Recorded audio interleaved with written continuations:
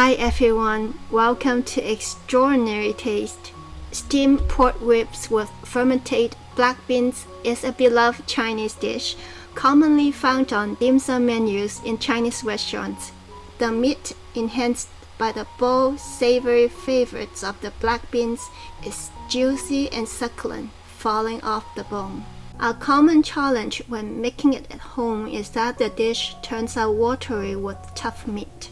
Fortunately, this can be easily avoided. Stay tuned! Mainstream grocery stores in Southern California don't usually have small bite-sized pork ribs. Often, they are cut into long, crosswise strips with bones connected. You need to cut between the bones to separate them into smaller pieces.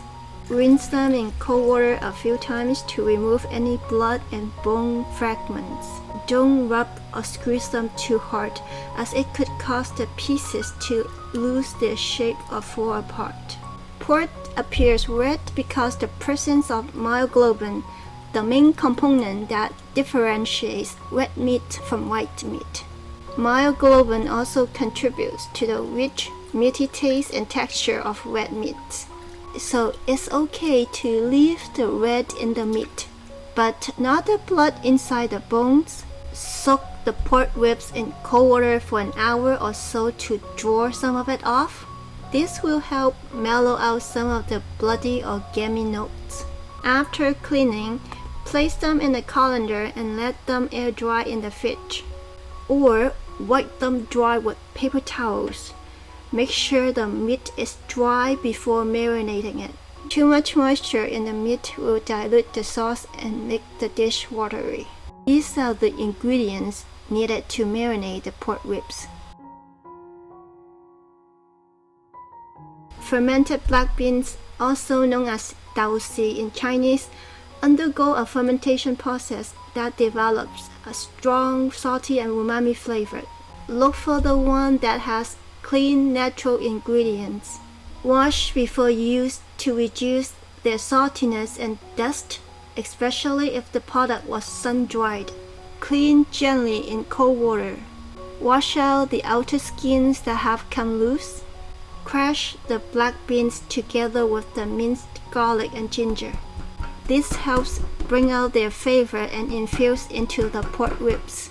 Then add all the seasonings except the cornstarch and Thai chilies. Mix all the ingredients together. Add the pork ribs. Mix well and ensure the sauce is fully absorbed by the meat, leaving no liquid in the bowl.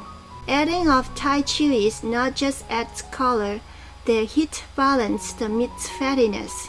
If you're not into spicy food, still add a tiny bit. It really boosts the flavor profile of the dish. Last, coat cornstarch evenly onto each piece. Cornstarch locks in moisture, keeping the meat moist and tender.